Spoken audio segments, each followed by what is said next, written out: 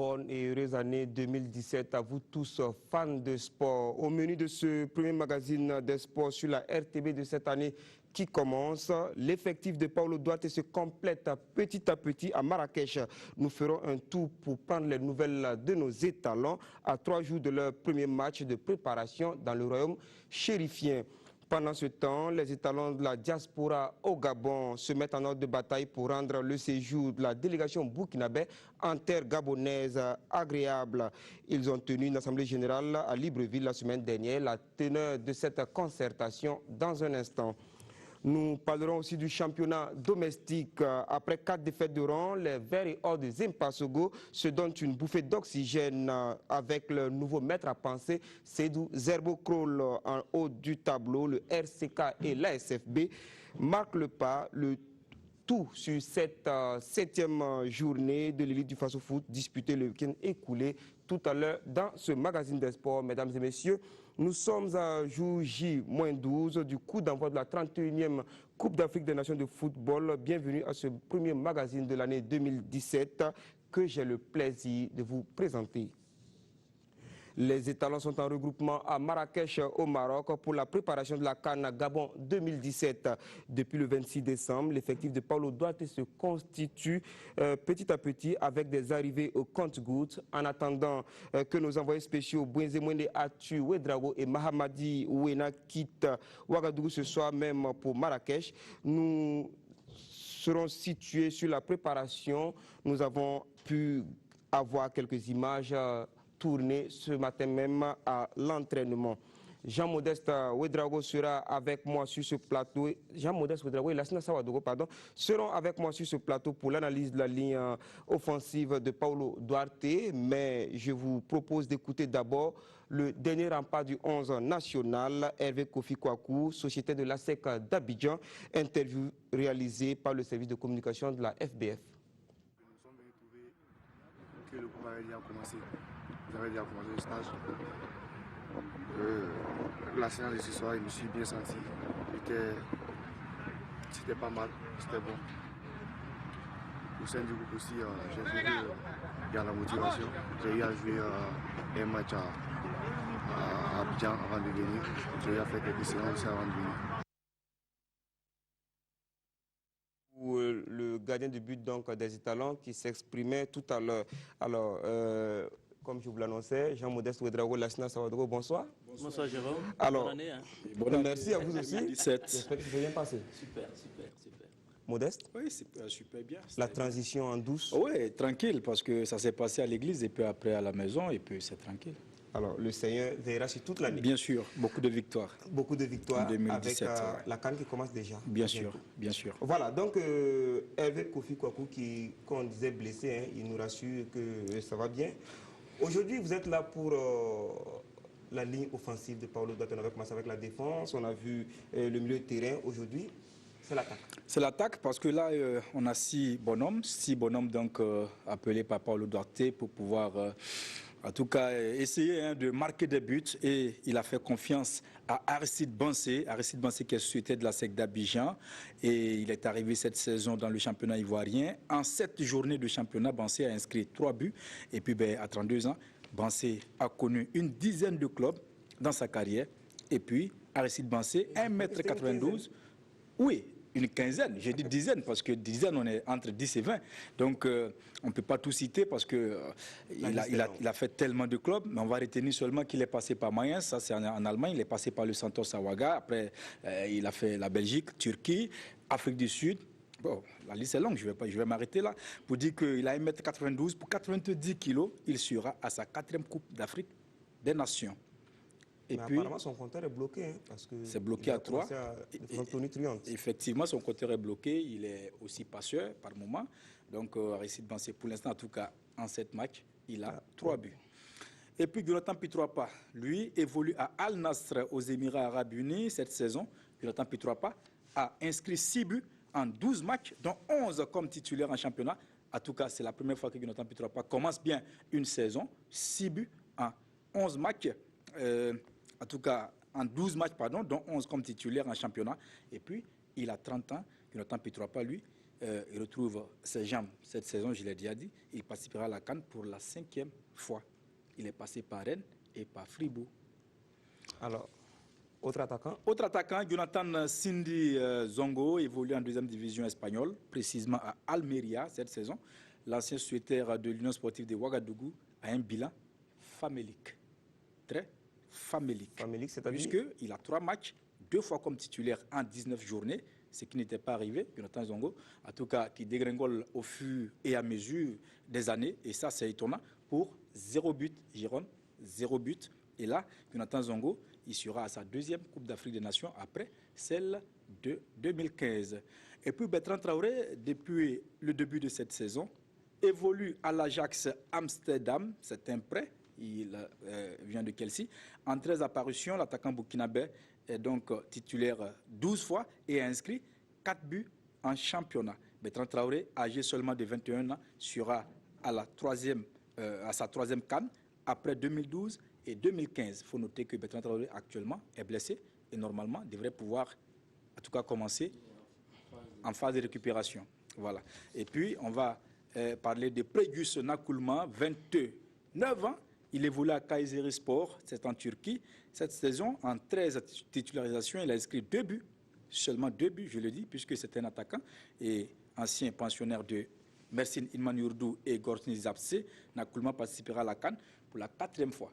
Et il faut reconnaître que Pregus Nakulma, en tout cas cette saison, ça ne cartonne pas trop fort, même s'il est titulaire.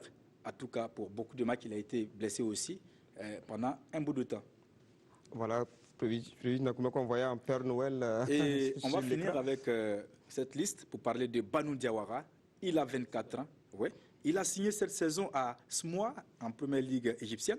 Arrivé cette saison en provenance de la JS Kabylie en Algérie, Banu Diawara peine à trouver une place de titulaire, il faut le dire. Après 17 journées, Banu Diawara a inscrit 2 buts. Mais il n'est pas titulaire, ça faut le préciser. Alors, Lassina Sawadogo, Modeste nous a cité un peu les attaquants, mais on ne sait pas exactement ce qui se passe du côté de Marrakech et la cause. Oui, la cause, c'est la décision, j'ai envie de dire, unilatérale de l'entraîneur Paolo Duarte, qui a été actée par et le ministère des Sports et la Fédération burkinabé de football. Paolo Duarte a décidé qu'il ne veut pas avoir de journalistes pendant le stage à Marrakech. Et d'ailleurs, Mamadou Ouédan, vous l'avez dit tout à l'heure, qui quitte Ouagadougou, ce soir même pour Marrakech. Qui devait être parti depuis le 27. Depuis le 27, nous a fait savoir d'ailleurs que le chargé de communication du ministère des Sports a dit que l'entraîneur tenait toujours à ces dispositions-là de ne pas vouloir voir des journalistes à Marrakech. Ils iront malgré tout pour nous envoyer des images. Amis téléspectateurs, vous avez vu tout à l'heure les images pas de très bonne qualité. Jérôme l'a dit, envoyé par le service de communication. Voilà, le service de communication de la Fédération burkinabé de football. Moi, j'avoue que je ne comprends plus rien. Un employeur, Jérôme, nous tous ici, autant que nous sommes, nous avons des gens que nous embauchons pour faire des petits boulots au moins à la maison. Je ne sais pas si l'employeur peut venir imposer des règles à celui qui l'emploie. C'est ce que nous vivons avec Paolo Duarte. Et le ministère des Sports et la Fédération burkinabé de football sont obligés de se plier à une exigence de Paolo Duarte. Et pourtant, nous savons que le public burkinabé a envie d'avoir des informations au jour le jour sur ces étalons-là. Je ne sais pas si c'est une première, hein? C'est une première, Jérôme. Je ne sais pas si la présence des journalistes à un stage peut bloquer quelque chose. Et Paolo Duarte décide comme ça de le faire, comme si, comme il était amnésique ce garçon, il avait oublié un peu ce qui s'était passé pendant son premier passage au Burkina Faso. Moi, j'avoue que j'ai très mal. Nous avons besoin de faire notre boulot dans de bonnes conditions. Nous ne dérangeons personne. Nos envoyés spéciaux seraient allés depuis le 27 qui nous auraient envoyé des informations. C'est vrai qu'aujourd'hui, on nous annonce que tout le monde est presque là, sauf Jonathan Putrapa qui manque encore à l'appel. Mais c'est à ne rien comprendre.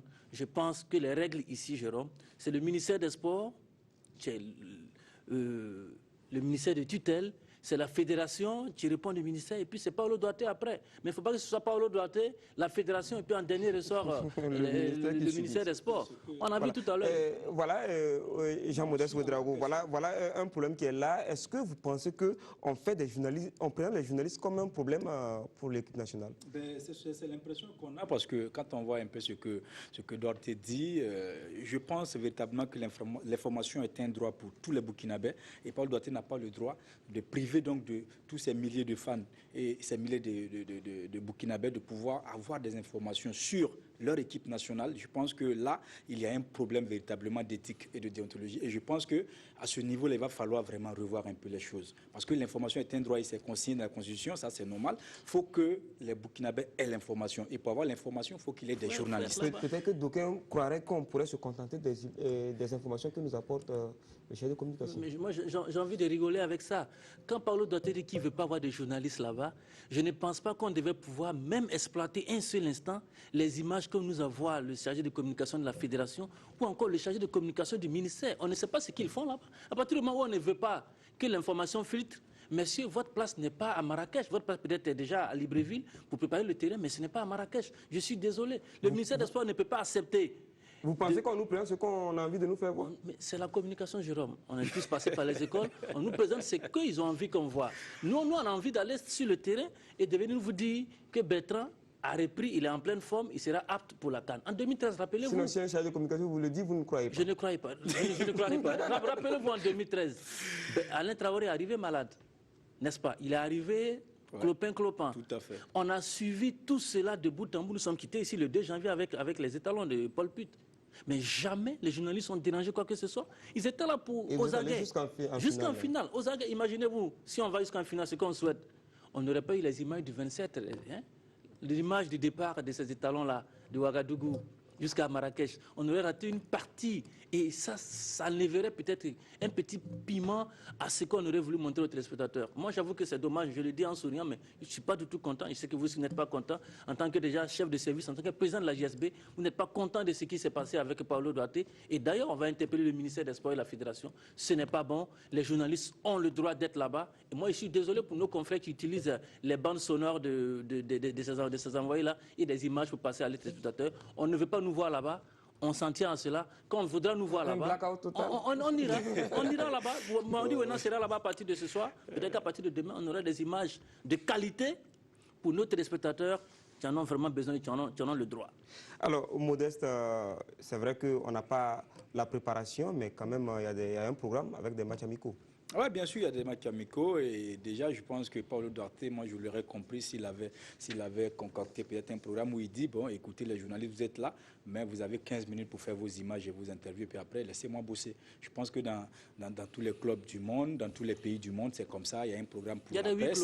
Il y a des huis clos. L'entraîneur veut bosser seul, il bosse seul, mais avant, on fait les images et puis on le laisse travailler tranquillement. Je pense que ça n'aurait pas dérangé et lui et les journalistes. Bon, mais c'est sa décision, nous on prend acte aussi et puis bon, on observe maintenant. C'est ce que les autres ont décidé, mais malheureusement notre chaîne aussi ne peut pas nous amener. Malheureusement, c'est vrai que, c'est vrai, hein, Jérôme, le sujet aurait été autre si d'aventure notre chaîne, notre directeur que nous aimons bien, la directrice générale nous disait, écoutez, monsieur Jérôme, envoyez une équipe à Marrakech aux frais de la RTB. Je ne sais pas si Paulo Duarte allait nous refuser l'accès au centre d'entraînement de Marrakech. Bon, ça, c'est un autre sujet. Ouais. Dans tous les cas, même les frais qui amènent les étalons là-bas, comme on aime à le dire, c'est nos UTS qui les amènent là-bas. Donc on a bien le droit d'aller chercher l'information. Et j'étais très content, Jérôme, que le président du FASO ait fait un clin d'œil cette année lors de son discours aux étalons. Ça montre un peu qu'on est tous cristallisés sur cette équipe-là et on a besoin d'informations. Jusqu'au haut niveau, on a besoin de nous dire comment se comporte cette équipe des étalons-là avant la CAN. Donc, pour répondre à votre question sur la préparation, effectivement, il y a 2 matchs amicaux en vue. Il y a un premier match contre l'équipe A' du Maroc. Et puis, le 4 déjà, le 4 décembre, c'est déjà arrivé. Le 4 janvier. Le 4 janvier, oui. Parce que vous savez, oui, c'est vrai. Apparemment, je n'ai pas encore actualisé mon disque dur. Mais bon, voilà, le 4 janvier déjà contre l'équipe A' du Maroc. C'est dans 2 jours. Et puis, le deuxième match, ça sera contre les Aigles du Mali, le 7. Et donc, ces 2 matchs vont permettre à Paulo Duarte de peaufiner vraiment son équipe, puisque nous jouons, en tout cas, dès la première journée, nous jouons le match, en tout cas, important, je veux dire le match crucial contre les Lions indomptables du Cameroun. Un match à ne pas rater, parce que là, si on rate l'entrée, ça va être vraiment difficile. Et je crois que ces 2 matchs-là vont permettre à Paulo Duarte de pouvoir vraiment peaufiner son équipe et de sortir le 11 type. Et on va peut-être, au fil des jours, revenir sur peut-être le 11 probable de Duarte. Mais on va dire que déjà, en tout cas, ça bosse fort et on n'aura pas d'excuses pour nous dire qu'on n'a pas pu bosser puisque personne n'était là-bas pour déranger en griffe. On va dire quelque chose de conditionnel parce que nous ne sommes pas là-bas. Il paraîtrait qu'il reste un seul joueur attendu au niveau de Marrakech. Il s'agit de Jonathan Pietrapa qui n'a pas encore rejoint le groupe, qui rejoindrait le groupe, je n'ai pas toujours conditionnel, le 4 janvier prochain. Mamadou Vena viendra nous dire si c'est réel et si tout le monde est bien présent et qu'il ne reste que Jonathan Pietrapa. D'ailleurs, je trouve que ce n'est pas normal qu'il ne soit pas encore à Marrakech pour les stages de préparation. Tout le monde a été libéré et c'est connu, la FIFA a ses règles. Et même, je pense qu'il y a une trêve aussi du côté du Qatar. Je passe le contrôle de Modeste qui nous livre les échos des pros.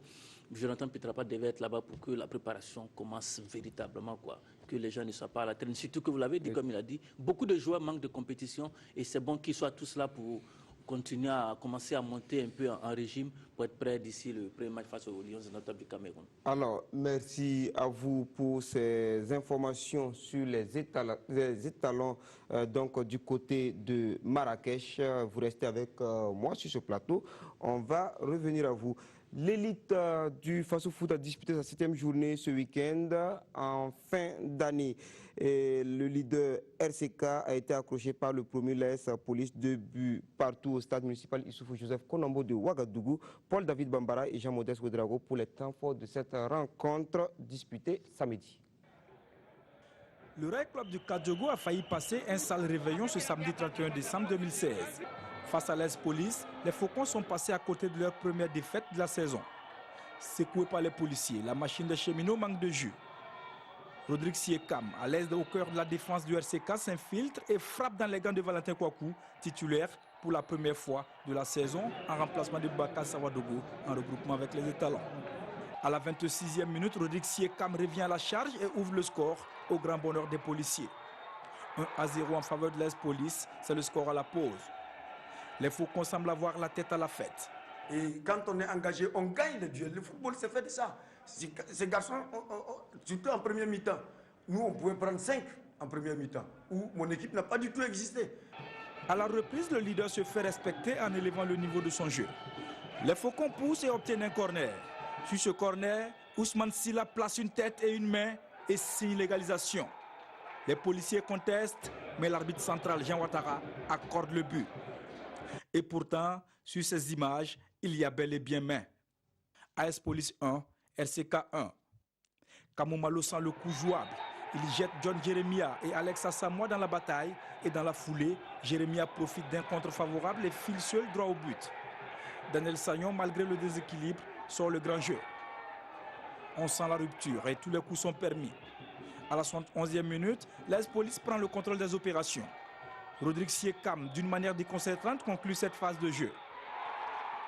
La chute des Faucons n'est plus loin, mais l'AS Police, trop tendre et inexpérimentée, offre l'égalisation à Alex Assamoah à la 78e minute. Le RCK peut se féliciter de ce match nul de 2 buts partout, au terme des 90 minutes. Le football, le ballon est rond pour tout le monde. Et quand l'équipe qui joue, c'est elle qui gagne. On est passé juste à côté de la catastrophe ce soir. Alors heureusement qu'on a eu les ressources pour revenir au score. Donc je ne peux que remercier ce point que j'arrache. Avec ce genre d'équipe, c'est très compliqué à jouer parce qu'ils ont montré plus d'envie et je peux dire qu'ils étaient plus engagés au duel par rapport à nous. Mais bon, le prochain match, on essaiera de travailler là-dessus pour ne pas encore subir comme ce qu'on a fait ce soir. Le doublé de Rodrigue Siekam et le nul obtenu face au leader montrent que l'AS Police a de la ressource et peut aller plus loin, même si son entraîneur se la joue modeste. C'est une aventure. Et on sait quand on commence, mais quand on va et où on va arriver, on ne peut pas le dire. Donc je pense que nous sommes conscients et on va jouer comme on le connaît et attendre ce qui va arriver. Ce qui est sûr, notre objectif est clair, c'est le maintien. C'est juste le travail et puis avec le soutien des coéquipiers, les appels, tout, ça qui aboutit. Puis la confiance surtout. Face à des grands frères qui ont au moins 3-5 ans d'expérience dans le championnat. Moi, je suis juste un débutant. Le Rail Club du Kadjogo garde jalousement son invincibilité et sa première place à l'issue de la 7e journée. Un match nul qui aurait profité au buffle de l'ASFB s'il n'avait pas été tenu en échec au stade municipal de Banfora, 0-0, sous le regard de Drissa Traoré et Bernard Bayala. USCO ASFB, une rencontre à double enjeu pour ces deux équipes qui avaient bien abordé la 6e journée avec d'un côté la ASFB qui avait fait le plus gros score de la 6e journée en étouffant l'Asfa Yenega 3-0 et l'USCO qui était allé signer sa première victoire en battant à Saponi le Majestic 3-1. Et pour l'affiche de cette 7e journée à Banfora, les jaunes et noirs de Bobo arborent un maillot rouge. Et c'est d'ailleurs eux qui vont donner le coup d'envoi. Très vite, le match devient viril, l'état de terrain aidant. À ce jeu, les actions sont rares. Les dernières actions de la première mi-temps sont à l'actif de la SFB qui ne trouve toutefois pas la faille. Mi-temps 0-0. À la reprise, le jeu qui se durcit davantage. Les actions offensives qui n'arrivent pas à bout. Les dernières minutes sont plus que tendues, personne ne veut perdre. Score final 0-0. En venant, on savait que ça allait être un match difficile, vu les conditions dans lesquelles nous jouons souvent à Banfora. Et on était très bien préparé à ça. Je pense que mon équipe s'est très bien comportée parce que quand on regarde le match, Banfora n'a pas eu même une seule occasion durant tous les matchs. Nous en avons eu plusieurs. Nous avons eu des fautes qui pouvaient quand même nous permettre d'avoir 2 à 3 buts dans la surface de réparation. Malheureusement, ça n'a pas été le cas. Mais le match nul aussi est un bon résultat parce qu'il faut reconnaître que nous venons de loin. Nous n'allons pas dire que ce n'est pas bon. On va s'appuyer toujours sur la dynamique que nous avons présentement pour aborder les matchs à venir. On a arraché le nez, vous savez, la SCB est sur une bonne dynamique de victoire et c'est une équipe qui est vraiment prête.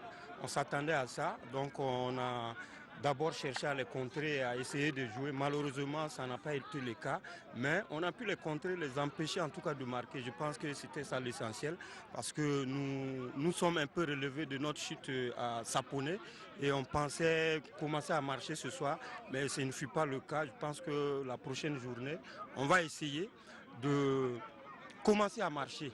Mais en tout cas, ce soir, je n'ai pas du tout reconnu mes joueurs sur le... Ils n'ont pas pu posséder le jeu comme on le voulait, mais sur le jeu défensif, en tout cas, ils étaient présents. L'essentiel est 1 point, c'est bon à prendre. Si la SFB regrette ce match nul qu'elle aurait dû remporter, l'USCO se réjouit de ce nul à la maison qui peut relancer la machine offensive. À Bobo-Dioulasso, le RCB s'est offert une place sur le podium en dominant la GEP sur la note de 2-1 au stade Wobi. C'est la première défaite des jeunes espoirs de Bobo dans ce championnat. Les buts du RCB sont signés Serge Ouedraogo qui signe donc son doublé et la réduction du score est signée Moustapha Diallo pour la GEB. Donc les images off. Nous ne les avons pas. Les images off que nous voyons nous ont été envoyées par nos correspondants Lamine Karantao et Ademo Tamboura, un reportage que nous ne pourrons pas lire donc dans ce magazine. Merci à la réalisation. Également, première défaite pour Raimo FC tombé aussi sur la pelouse du stade Wobi à la faveur de cette 7e journée. Les garçons de Bourema Zongo ont reçu une décharge des électriciens de Moussa Sanogo Falcao qui se ressaisissent après la défaite de la 6e journée. Yaya Dembo Tamboura a suivi avec beaucoup d'intérêt cette opposition et vous propose le résumé qui suit. Chaque équipe a eu son hégémonie dans cette opposition entre le Raimo FC, le RFC, balle au pied et l'AS Sonabel. En première période, ce sont les rouges et jaunes qui dominent outrageusement la partie. Mais les attaquants manquent de réalisme devant les buts adverses. Mi-temps nul et vierge. On n'a pas eu de baraka devant les buts encore. Une fois de plus on a pêché devant les buts. Le foot c'est comme ça. Quand vous avez les occasions, il faut les mettre au fond. En seconde période, les électriciens brillent de mille feux. 3 minutes suffiront pour électrocuter l'adversaire. Bachir Compaoré tente à distance. Sa frappe est dévastatrice. 1-0. On n'arrivait pas à rentrer. L'attaquant était souvent isolé. Donc il fallait chercher loin. Je pense que sur 2 tentatives, on a réussi un but. Je pense que c'est l'essentiel. Fouettés dans leur orgueil, les pensionnaires du centre sportif Nogabe Drago puisent dans leurs dernières ressources physiques pour revenir à la hauteur des visiteurs. Les locaux parviennent à la 70e minute a touché le fond de la cage. Mais le directeur du jeu, Boukari Ouedraogo, ne valide pas le but. Conséquence, première défaite du RFC cette saison. Je dis que c'est le championnat, ce n'est pas une course de vitesse, c'est une course de fond. On a perdu ce soir, nous allons tout faire pour nous relever, pour continuer. Deuxième victoire en revanche pour l'AS Sonabel, une lueur d'espoir. C'est peut-être un réveil, mais vivement que ça s'enchaîne parce que lorsqu'on n'arrive pas à enchaîner 2 victoires, ça devient très compliqué. Donc les garçons se sont battus sur ça, même si nous sommes sur une équipe très volontaire de Raimo qui m'a vraiment séduit au niveau du jeu. Donc je pense qu'on a été plus chanceux qu'eux. On a marqué un but qui n'est pratiquement la faute à personne. C'est comme ça aussi le football, c'est des jeunes joueurs. Et je pense que c'est le championnat pour nous. Nous allons continuer à travailler et en espérant pouvoir enchaîner les victoires. C'est ce qui nous intéresse surtout. Au cours de ce match, le public a beaucoup décrié l'arbitrage. Deuxième victoire de rang pour l'USO qui recevait Majestic vendredi au stade municipal Issoufou Joseph Konombo de Ouagadougou. Les unionistes de l'Arlé ont même mis de la manière dans leur victoire. L'homme du match, Assami Bari, a signé les 2 buts de la rencontre, portant son compteur personnel à 3 buts. Amadou Ilboudo et Kalfa Ouattara. C'est l'homme en forme du moment côté Union sportive de Ouagadougou, Assimi Bari. En réalisant ce chef-d'œuvre dès la 5e minute, l'attaquant des Aigles de l'Arlé permet à l'ISO de concrétiser sa bonne entame dans l'opposition contre le Majestic. Ballon en profondeur du capitaine Ridouanou Maïga, contrôle de la poitrine et reprise du gauche en plein lucarne. Assimi Bari 1, Majestic 0. Cette entame tonitruante des unionistes met l'équipe de Saponais en difficulté. Il a fallu attendre la 13e minute pour voir une attaque des protégés d'Amadou Sampo. L'ISO domine. Majestic trouve tout de même de la ressource dans les arrêts de jeu et manque de peu de légalisation. Score partiel, 1-0 pour l'ISO. La seconde période est une copie de la première. L'ISO a la possession des balles. Le Majestic se défend et mieux, inquiète sérieusement les locaux. À la 65e minute, l'attaquant de l'ISO bénéficie d'une offrande et inscrit son 2e but de la soirée. Assimi Bari 2, Majestic 0. Score final, 2-0 pour l'ISO. Deuxième victoire de rang pour les Aigles de l'Arlé. L'ISO s'est-il enfin réveillé? Oui, bon, parce que là, on était réveillé depuis longtemps, mais bon, on ne s'était pas encore bien tiré. Je pense que ce match va venir encore nous donner confiance pour ce que nous faisons. Et moi, je pense qu'on a voulu quand même rééditer un peu ce que nous avons fait le match passé pour être sur la même lancée que nous avons décidé ensemble, mais ne pas tous se laisser distancer. Quand bien même c'était un match vraiment assez difficile. Mais comme l'essentiel, à un moment donné, c'est pas tout le monde qu'il faut bien jouer pour gagner. Il faut être réaliste. On a eu beaucoup plus de chances et beaucoup plus de réalisme. Et puis on a marqué le but qu'il fallait au moment qu'il fallait. Deuxième réveil d'affilée pour le Majestic. La situation commence à être difficile. Difficile, on peut le dire, mais le championnat est long. Ce n'est que la 7e journée. On a bien démarré le championnat. Si vous voyez aujourd'hui qu'on démarre le championnat avec une dizaine de blessés, dont il y a au moins 6 titulaires, c'est difficile pour nous puisqu'on a aménagé avec les amateurs, c'est-à-dire les cadets et les juniors qui ne connaissaient pas les championnats d'élite. Ils ont enchaîné des bons rendements jusqu'à 5 journées et c'est difficile pour eux encore de continuer. Les autres aussi tardent à venir. Moi, personnellement, je peux dire que le deuxième but avait une position d'orge en début. Et au deuxième, il y a eu plus de fautes accumulées aussi sur les éléments auxquels on devrait sanctionner par des cartons. Et surtout le latéral droit de l'ISO qui passait tout son temps à fouetter. Et sa deuxième faute était immédiatement sanctionnable. Quand l'arbitre a bongé, il a refusé de le faire. Et l'autre faute, il a regardé le dossard avant de donner parce qu'il n'était pas menacé. Donc vous voyez que quand c'est partiel, c'est compliqué. Et le numéro 7 a passé tout son temps, il a accumulé au moins 3 fautes en espace de 2 minutes et après la faute, il chute la balle. Dès le coup de sifflet, un joueur n'a plus le droit de tirer sur la balle. Pour le dernier rendez-vous avant la trêve, l'ISO tentera d'enchaîner une 3e victoire face à la séduisante équipe de l'AS Police. Le Mazessic aura quant à lui fort à faire face au leader, le Rail Club du Kadiogo. Le face-à-face des mal classés à Koudougou entre le BPS et le Santos FC n'a pas volé haut. À l'arrivée, un nul blanc qui maintient les deux formations dans leur position de relégables. Isaka Ouedraogo et Lassina Sawadro étaient au stade Batiebo Balibié de Koudougou. Suivez le reportage qu'il vous propose. À la fête au Batiebo Balibié ce vendredi après-midi. Les Grenouilles Bleues ont le blues. Le Santos lui aussi n'est pas au mieux de sa forme. Dans les deux états-majors, on est à la recherche du déclic. Dans la cité du Cavalier Rouge, on a le masque et l'entame du match le confirme assez bien. Les Verts du Santos vont faire le siège du camp du BPS.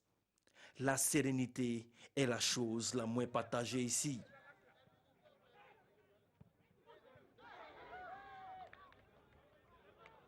Le match ERT et sur cette action, Moni Zoromé est coupable d'une agression en bonne et due forme sur son adversaire. Zakaria Compaoré, l'arbitre, trouve le moyen de sortir le jaune quand le rouge s'imposait. Le BPS souffre et multiplie les erreurs. Le Santos, lui, se montre inefficace. Dominés, les rouges et bleus vont tout de même s'offrir la dernière occasion de la première période.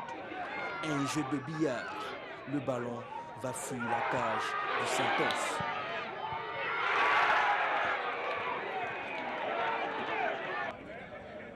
Le BPS va se créer la première occasion de la seconde période. Isaac Beda fait apprécier sa patte gauche. Le deuxième ballon est mal exploité. Et que dire de cette offrande de Abdoulaye Yamego? Diakari Koulibaly ne cadre pas. Le Santos se signale à la 63e minute. La tête de Hamid Diabagaté rase la barre transversale. Derrière la clôture de fortune du stade Batiebo Balibié, le public va espérer un but en vain. Frustré sans doute, Abdoulaye Yamego se rend coupable d'un acte d'anti-jeu sur Mohamed Diallo et sera expulsé. Ce sera d'ailleurs le dernier acte de la partie.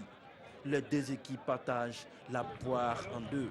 On a essayé de poser le ballon, contrairement à l'adversaire qui nous a opposé, en tout cas un jeu beaucoup plus physique. Nous estimons en tout cas, vu ce qui s'est passé, les 1 point sont à prendre. Nous avons un problème de planning d'effectifs. Le problème est là, nous devons travailler à pallier ce problème. Et pour le moment, gérons avec ce qui est là, parce que les licences sont déjà établies. Nous allons faire avec ce qui est là. Question de ne pas laisser les plantes mourir assez tôt, le temps de se ressaisir avec la saison et puis rattraper notre championnat. Sinon, ce n'est pas tard. C'est difficile, c'est vrai, mais ce n'est pas tard. Un résultat qui n'arrange personne. Et si on passait alors aux vœux pour l'année 2017? Je souhaite que nous ayons une bonne prestation à la CAN d'abord et que le championnat se termine bien et que mon club, le Santos, se maintienne en première division. Je souhaite d'abord à l'équipe du BPS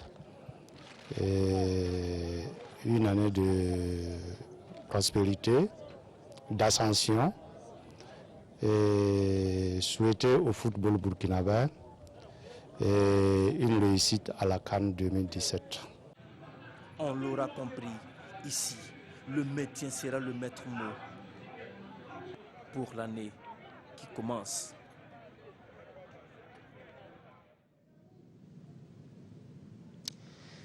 Voilà, toutes nos excuses pour le son de cet élément de reportage signé Lassina Sawadro et Isaka Ouedraogo. Les autres résultats de cette 7e journée, l'EFO a battu l'USFA 1-0 en deuxième opposition au stade municipal Joseph Konombo le vendredi. En deuxième opposition également au stade municipal toujours samedi, l'ASFA Yenenga de Seydou Zerbo Kroll a signé sa deuxième victoire, c'était face à COSAF. Classement provisoire à l'issue de cette 7e journée, leader RCK 15 points plus 6, Dauphine ASFB 14 points plus 5. Le RCB complète le podium 12 points plus 4. L'USO est 4e avec 11 points plus 3. Raimo FC descend à la 5e place avec 10 points plus 3. AGEP 10e, 10 points plus 2. L'USFA 10 points également. L'USFA 10 points 7e. Voilà, AGEP 6e. J'ai mis un peu les pinces. Alors, 10 points plus 1 pour l'USFA. AS Police 10 points, 8e. L'EFO est 9e avec 9 points. Majestic 9 points également, 10e avec un goal différentiel de moins 2. L'AS Sonabel est 11e avec 8 points moins 2. 12e USCO de Banfoura 7 points moins 1. 13e l'ASFA Enega, donc l'ASFA qui remonte avec 6 points moins 5. COSAF 14e avec 6 points moins 5. Santos FC 14e, 5 points moins 4. Et l'Antenne Rouge BPS avec 3 petits points moins 5. Il faut rectifier que le Santos est 15e. Santos 15e et le BPS 16e. 15e, voilà. Absolument. Merci à vous, Lassana Sawadogo. Vous êtes toujours là avec Jean-Modeste Ouedraogo. Alors, tout de suite, ce qu'on constate cette journée, c'est que l'ASFA prend un peu du poil de la bête. Oui, l'ASFA prend un peu du poil de la bête et sans doute nos téléspectateurs vont se rendre compte, Jérôme, les deuxièmes matchs qui se jouent au stade municipal ici au Konombo ne vous sont pas présentés sur les antennes de notre chaîne. Ce n'est pas de notre bon vouloir. On vous l'a dit depuis le début, l'éclairage du stade municipal est défaillant et les spécialistes nous ont fait savoir que ça va nous causer beaucoup de problèmes pour la vue déjà. Déjà qu'on est toujours exposé à la lumière, si on doit encore aller s'exposer sur des lumières qui ne sont pas de très bonne qualité du côté du stade municipal. On a dit que encore c'est un peu bas, il fallait pouvoir un peu monter encore les pylônes du stade municipal. Voilà pourquoi, pour des raisons de santé. On craint pour nos jeunes. Tout à fait, je parle sur votre contrôle en tant que chef de service. On a décidé de ne pas donc couvrir le deuxième match du stade municipal. Voilà pourquoi vous n'avez pas eu des images de EFO USFA et de ASFA Yenega, donc COSAF, qui auraient été de belles affiches qu'on aurait bien voulu vous présenter pour ce premier magazine de l'année, Jérôme. On revient à cette remontée de la Sphère Enega, remontée qui coïncide avec l'arrivée de Seydou Zerbo. On l'appelle le pompier. Et ce n'est pas pour rien. Le pompier de service, ce n'est pas pour rien. Il arrive et permet à la Sphère Enega d'engranger 3 précieux points pour sortir de la zone de relégation. C'est un bon point pour Seydou Zerbo. On l'a dit depuis longtemps ici sur ce plateau, Jérôme. Peut-être qu'il va falloir qu'après tout cela, qu'on accorde cette chance à Seydou Zerbo pour qu'il commence une saison avec une équipe comme il a fait au temps du CFO pour être champion de Burkina, qu'on ne l'appelle pas lorsque la maison brûle. C'est bien dommage et tant pis, c'est tant mieux pour Seydou Zerbo qui vient de là de montrer que c'est un entraîneur à poigne qui peut réussir de grands challenges quand on lui fait confiance. Vous y croyez? Moi je crois parce que pour dire vrai, ce monsieur est une personne qui aime le travail bien fait.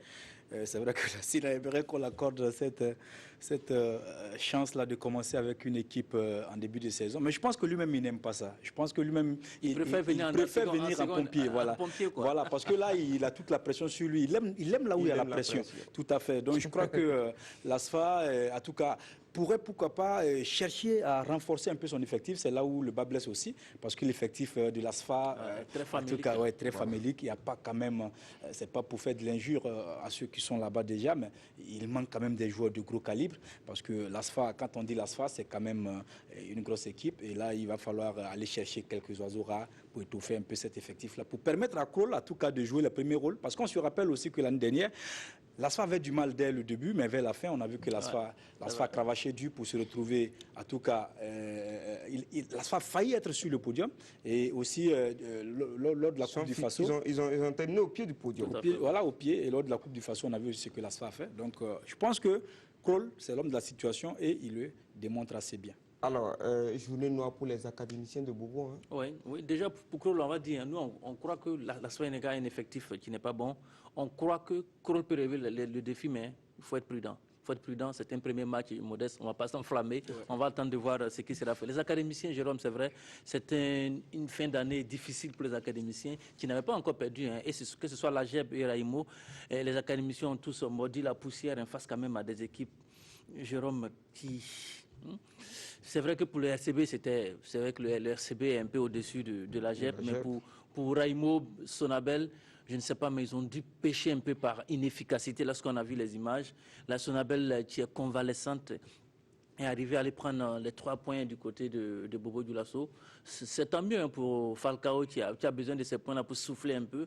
Pour Raimo, il faut continuer à travailler. On a vu qu'ils ont créé beaucoup d'occasions. C'est la finition qui a fait donc défaut au poulain de Bourema Zongo lors de cette 7e journée. Alors, Jean-Modeste Ouedraogo, on a vu la SFB et le RCK qui calent un peu en haut de tableau. Ouais, moi je pense que le RCK cale un peu. On a vu une équipe du RCK qui n'avait pas vraiment envie, parce que le football c'est aussi l'envie, et celui qui a plus envie gagne, et c'est ce que tous les entraîneurs ont d'ailleurs dit. Quand vous avez vu cette équipe de l'AS Police, c'est une équipe athlétique, une équipe physiquement au point, qui, dès le coup d'envoi, a imprimé un rythme et a maintenu le rythme jusqu'à la fin du match. Quand vous voyez ça, le RCK ne pouvait que constater les dégâts. Et moi, je pense que le RCK aurait pu perdre ce match, aurait dû même perdre ce match, parce qu'il y a eu tellement de faits de jeu dans cette rencontre. Et puis, il y a eu tellement d'occasions de but du côté de l'AS Police, surtout en première période. Et je crois que le match nul de 2-2, c'est pas un match nul, en tout cas mérité pour le RCK. Le RCK aurait dû perdre ce match et personne n'allait crier au scandale. Je crois que Kamou Malo gagnerait à retravailler encore ces garçons. Il parle sur le plan mental pour que ces garçons-là comprennent que aujourd'hui le RCK est une équipe à battre. Quand on joue contre le RCK, et tout le monde veut battre le RCK, et le RCK devrait pouvoir être plus costaud que ce qu'on a vu samedi. Pour la SFB, je crois que le terrain aussi n'a pas été favorable aux garçons de Oscar Barreau, parce que là, le terrain... Oui, bien sûr, le terrain de Banfoura, on en a parlé. Saponé. Oui, ce sont des terrains praticables, et ça, c'est pas... Saponé que vous aimez bien. Hein, oui, bien sûr. Vous adorez Saponé, mais malheureusement, on est désolé. Le terrain de Saponé n'est pas praticable. Et là, ça ne permet pas à ceux qui ont vraiment envie de poser le jeu. On a vu le derby, Bobolé, RCB, SFB, on a vu comment la SFB a posé le jeu. Et ce genre d'équipe-là n'aime pas les terrains comme ça. Et je crois que ça a un peu joué. Et aussi, il va falloir aussi que la SFB aussi, à un moment donné, marque un peu le pas, parce qu'on ne peut pas aussi tout à gagner. Voilà, c'est difficile. Non, mais il faut le dire, pour appuyer ce que Jérôme Modeste a dit. Moi, je pense que Oscar Barreau est l'homme de cette première partie du championnat en termes des entraîneurs. Il a vraiment montré qu'il avait de la jugeote dans la tête. Jérôme, moi, je vais résumer le match RCK-AS Police par 2 choses. Le RCK a eu un problème d'approche, et puis l'AS Police a eu de la naïveté. La naïveté parce que Kamou Malo, une approche tactique qui, moi, ne me convainc pas du tout. Pour un leader, je pense que Kamou Malo mérite de nous montrer mieux que ça, et en tant qu'entraîneur, et en tant qu'aussi bloc équipe, ils ont un effectif quand même, le meilleur effectif de ce championnat-là. Le RCK ne mérite pas de jouer tout le temps avec 2 milieux défensifs et une pointe. Je pense que ce n'est pas dans la philosophie du jeu du RCK quand on joue des petits calibres comme l'AS Police. L'AS Police, malheureusement, une équipe, Jérôme, qui arrive, qui pense qu'en menant 2-1, on peut tout se permettre. Ils continuent d'attaquer, et puis derrière, on les prend par contre-attaque. Comment on peut imaginer qu'une équipe qui mène 2-1 se fait égaliser par une contre-attaque? Ce n'est pas normal. Et l'AS Police, on ne peut pas jouer un rythme, Jérôme, un rythme élevé du début à la fin d'un match. Messieurs les policiers, ce n'est pas comme ça. Ils ont assez d'énergie, c'est le dépôt d'énergie, les policiers. Il faut revoir cela. Ils ont de l'énergie à revendre. C'est des temps forts, c'est des temps faibles. Il faut pouvoir alterner tout cela, pour pouvoir évoluer. C'est une expérience qu'ils vont acquérir, j'espère, et ça va servir pour la suite. 8e journée, l'affiche au sommet, il faut Asfa Yenega. Oui, il faut Asfa Yenega avec des faits de jeu encore. C'est vrai que sur le match BPS Santos aussi, il y a eu des faits de jeu. On n'a pas pu écouter les images ici. L'arbitre n'a pas été à la hauteur aussi de ce match-là. C'est tout comme aussi le match il faut Asfa Yenega. Je disais aux supporters de l'État à la fin du match que si c'était un pénalty qui avait été sifflé de cette manière-là pour l'USFA, je ne pense pas que l'arbitre serait sorti tranquillement du stade municipal ici, vous avez Konombo. C'est tout dire un peu sur la pression aussi des supporters sur nos arbitres, même fut-il Zio. Il y a des moments aussi où on est obligé de réfléchir par 2 fois. Le but, le penalty, oui, il aurait pu le siffler comme ne pas le siffler. Surtout qu'il y a eu un penalty aussi pour l'USFA en première période qui n'a pas été sifflé. Moi, j'apprécie bien le comportement de Mourinho qui a véritablement essayé de calmer ces garçons qui voulaient s'emporter. L'EFO a gagné. C'est tout bénéf pour cette équipe, l'EFO, qui depuis le départ de Xavier Jérôme est en train de retrouver comme si Xavier était le problème de cette équipe-là. Et si Xavier Xavier est le problème, c'est celui qui a recruté Xavier qui doit être le problème parce que c'est pas possible qu'on laisse Bourema et aller chercher Xavier de l'autre côté pour venir. Merci. Asfa et Fo, vendredi prochain au stade municipal Issoufou Joseph Colombo pour la 8e journée. Ça vous fait rêver? Oui, C'est encore 17h45?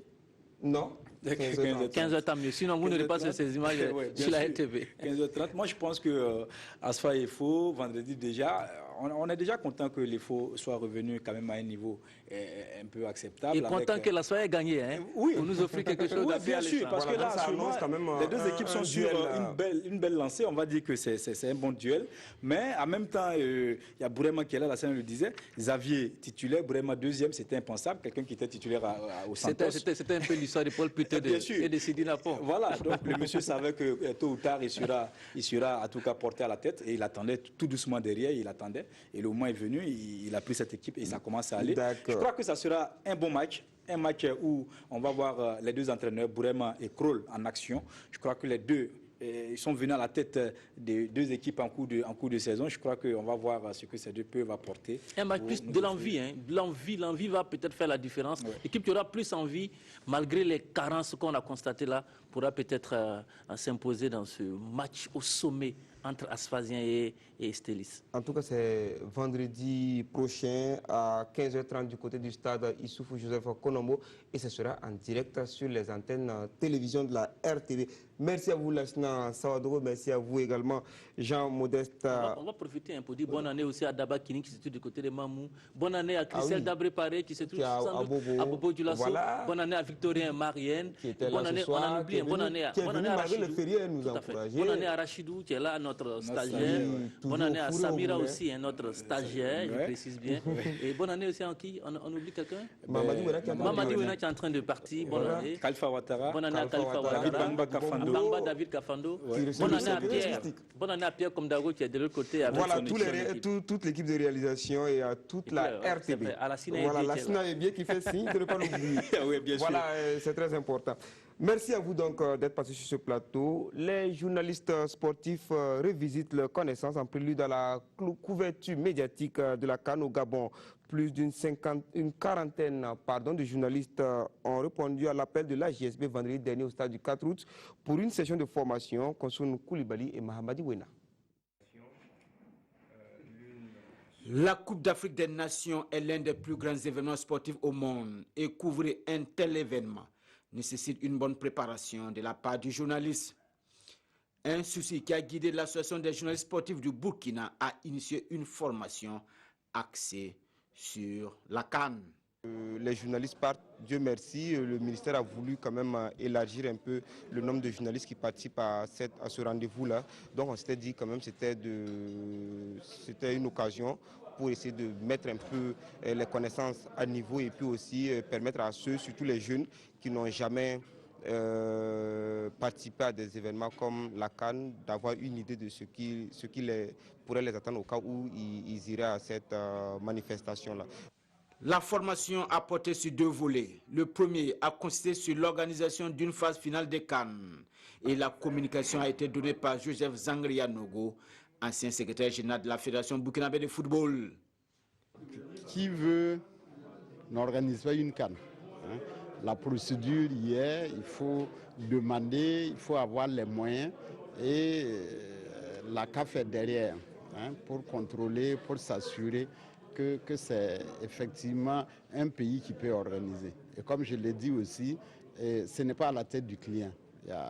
Les textes là sont tellement objectifs que, bon, même s'il y a des défaillances de temps en temps, n'empêche que ce n'est pas le principe. Juste avant lui, c'est Alexis Konkobo qui a partagé son expérience de la couverture des grands événements sportifs comme la CAN avec ses jeunes confrères journalistes sportifs.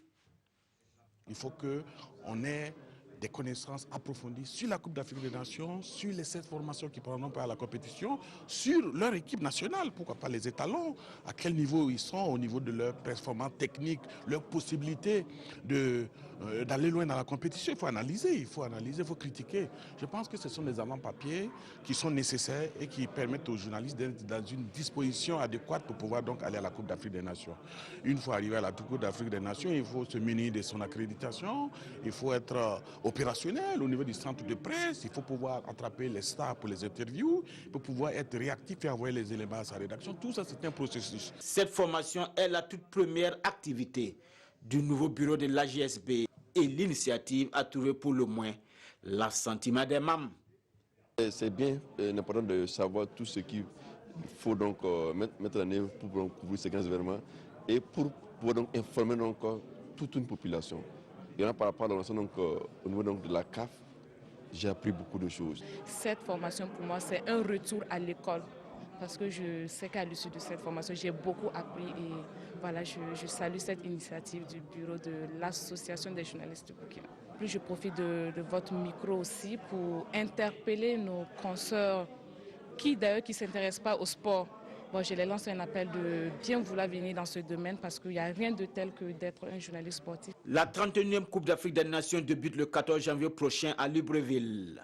Les stagiaires auront l'occasion de montrer qu'ils ont bien retenu quelque chose de cette formation. Eux aussi se préparent pour être à la hauteur de l'événement. Les supporters des étalons résidant au Gabon ont tenu une assemblée générale pour la mise en place d'un comité de soutien des étalons. L'objectif est de sensibiliser les Burkinabés vivant au Gabon afin qu'ils réservent un accueil chaleureux à la délégation qui va effectuer le déplacement pour la CAN. Le commentaire est signé Jean-Modeste Ouedraogo. Le drapeau burkinabé dans le ciel de Libreville, nous sommes à l'ambassade de Burkina Faso au Gabon. Ici se tient une rencontre entre les supporters des étalons. Ils préparent l'arrivée de la délégation burkinabé à Libreville. Pour la mobilisation, nous ici, nous n'avons pas peur. Et je pense que le mot d'ordre aujourd'hui, c'est de sortir massivement le jour du match face aux Panthères du Gabon, faire de telle sorte que les étalons jouent comme s'ils étaient dans les chantres du stade du 14. Et ça, nous remontons au peuple du Burkina Faso que la communauté, les Burkinabés qui vivent au Gabon seront présents et ils vont pousser les étalons comme s'ils étaient au stade du 14. La fièvre de la Coupe d'Afrique des Nations commence à monter et les Burkinabés du Gabon s'attellent à réserver un accueil chaleureux aux étalons. Certains joueurs ont même déjà leur fan club. J'ai confiance en nos joueurs. Je vois le niveau des étalons, maintenant ils sentent qu'ils sont très en forme. Et moi j'ai confiance en eux et j'ai confiance aussi au public qui sont déjà sur place ici. Voilà, les gens sont beaucoup motivés. On nous appelle de partout, que ce soit de France-Ville ou des Port-Gentil. Logés dans la poule A, celle du pays organisateur, les étalons de Burkina Faso livreront leur premier match face aux Lions indomptables du Cameroun, le 14 janvier, en deuxième match. Ils pourront compter sur la communauté burkinabé vivant au Gabon. Le commentaire est signé Jean-Modeste Ouedraogo et avec la collaboration de notre confrère Rodney Ovono à qui nous disons un grand merci. La nouvelle fédération burkinabé on va un peu vite en besoin. 12 équipes minimes, cadettes et seniors ont participé à la première édition du tournoi de streetball organisé par l'association Sport, Culture et Environnement les 26, 27 et 28 décembre dernier. En attendant la finale qui se jouera demain au plateau de sport du Mogonaba Baogo, vivons les premières oppositions avec Moussa Ouedraogo, Rachid Sawadogo et Mahamadi Wena.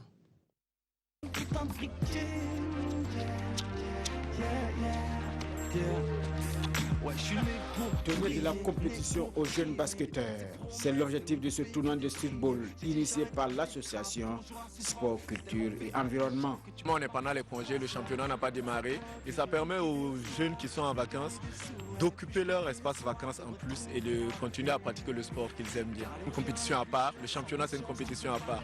Mais les deux formules nous permettent de développer le basket et de promouvoir aussi le basket au niveau national. Pour le moment, c'est un tournoi régional, mais les éditions à venir, je crois qu'il sera peut-être possible de le nationaliser. En fait. Le streetball ou le basketball de rue se caractérise par sa négligence des nombreuses règles du basketball classique. C'est une compétition de basketball essentiellement axée sur le spectacle. Ça se déroule sur un demi-terrain et il y a quelques variations au niveau des règles. Par exemple, il n'y a pas de tir à 3 points. Le tir à 3 points donne 2 points sur le 3 contre 3 et le tir à 2 points donne 1 point sur le 3 contre 3. On ne sort pas à 5 foot mais à 4 foot. C'est en fait comme un genre maracana chez nous, mais c'est vraiment très brisé actuellement par FIFA. Sincèrement, c'est un sport très complet. Il y a pas, c'est l'attaque hier, la défense hier, les pauses assises sont là. Vraiment, c'est complet. Pour la première journée de cette compétition, en cadet, Dream Team s'impose 5-3 face à Team Lebron. En catégorie senior, Nava a pris le dessus sur les 4 fantastiques par 9-6. Une bonne initiative parce que ça permet aux jeunes de venir jouer tout le temps. Comme il n'y a pas souvent des entraînements dans certains coins, ils peuvent venir jouer pour prendre un peu de plaisir à jouer le basket. Ça fait du bien comme c'est les vacances de fin de nouvel an. On se retrouve entre amis grâce au grand frère Ballet qui a organisé ça. Donc ça fait du bien pour les joueurs du championnat qui ne sont pas en compétition et qui se mettent dans le bain avant le championnat. Ça fait du bien. En 3 jours et sous le regard des experts du basketball burkinabé, 12 équipes ont été en œuvre pour la conquête du premier trophée Streetball le 3 janvier 2017.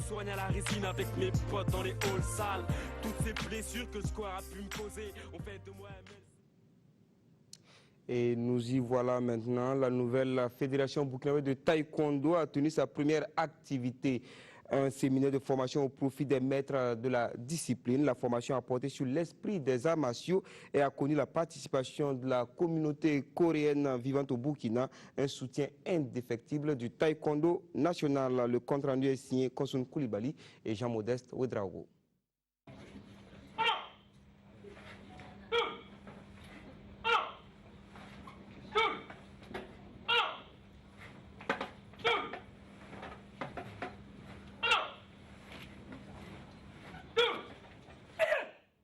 C'est par une séance de démonstration que ce séminaire de formation sur l'esprit des arts martiaux a débuté.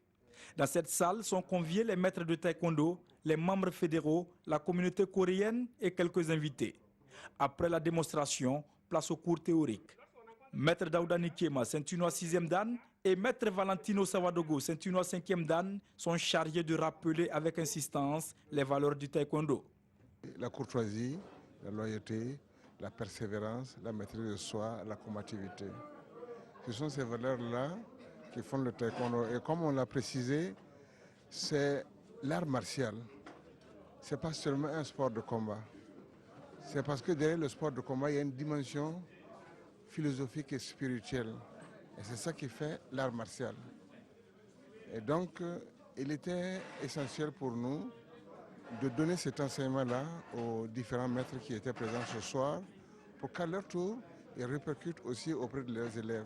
L'esprit de l'art martial, c'est comme l'âme d'un corps. Si l'âme s'envole, le corps, en tout cas, s'en va également.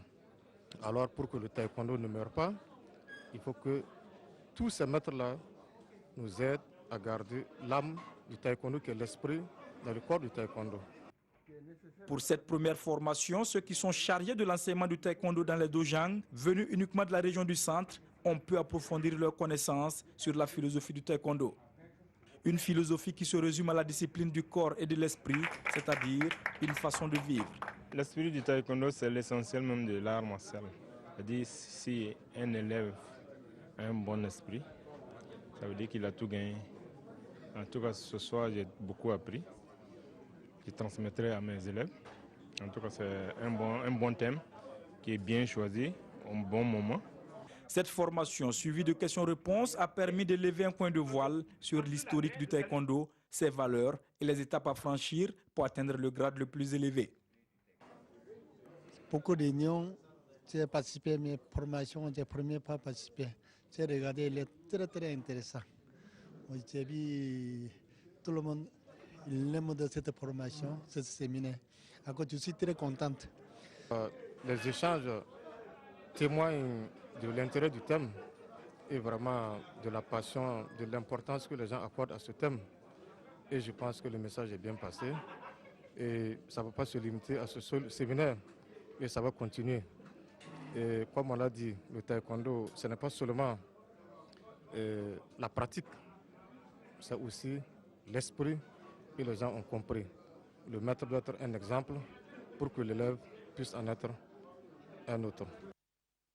Au cours de ce séminaire de formation, la communauté coréenne, grand soutien du taekwondo burkinabé, a présenté aux participants son art culinaire.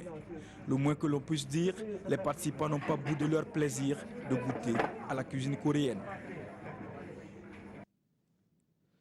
L'athlétisme burkinabé a été sur des terrains de compétition dans la sous-région, en Afrique et ailleurs dans le monde. En 2016, des championnats d'Afrique seniors aux Jeux olympiques de Rio en passant par les Jeux universitaires de Johannesburg et le tournoi de la solidarité, l'athlétisme burkinabé a connu des fortunes diverses. Flashback sur cette année où la saison a été jugée assez bonne avec Mahamadi Wena.